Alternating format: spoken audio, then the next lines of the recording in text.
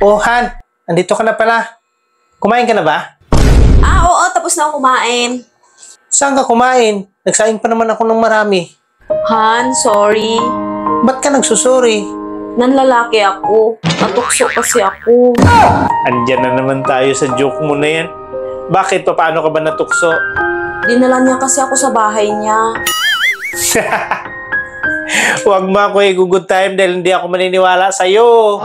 Oo nga, hindi kita ginugood time. Totoo yun. Ako ba mapapaniwala mo? Alam na alam ko kung gaano ka kabait sa akin eh.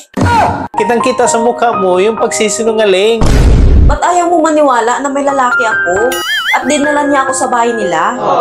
Paano ako maniwala sa'yo? Ay nakita ko sa hotel kayo pumasok, hindi sa bahay nila. Akala mo maluloko mo ako ha?